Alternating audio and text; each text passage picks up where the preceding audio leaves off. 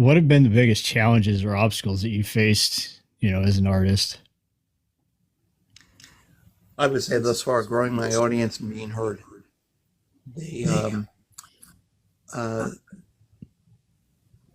and it's not enough time. I'm not saying I'm giving up at all, but you get solicited for a lot of things on TikTok here. I get at least three or four a week for the college radio station. I'll get your music out there. I'm like, you have to pay you money for it. And I'm not Hmm. opposed to the idea of paying money for it, but just because you send me a message in TikTok, don't expect me to just suddenly start throwing money in your direction. I don't know who you are or what interest you have in mind, or you know.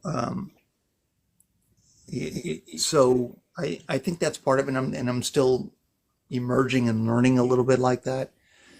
You had an interview with Aaron Stoll Hmm. um, just recently, and I don't know if I picked her up on your show or I or one or the other way around. I'm not entirely sure, but nevertheless, I enjoy her. I Hmm. generally enjoy her music, and her commentary has woken me up a little bit on certain things, and she it makes a lot of sense what she's saying. I mean, she's right there in Nashville, and she's gotten awards, and people know her name and all that. And still, it's she has to fight tooth and nail for what she needs and what she wants, and so I think uh, that's probably getting heard and developing that audience is the hardest challenge.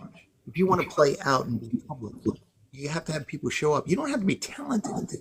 I mean, if you want to play at a bar on a Friday night or something like that, they want you to fill the tables. You could stand up there with not even knowing how to play guitar or sing, but if you got fit people showing up spending money, they're going to bring you back next week to do the same thing over again.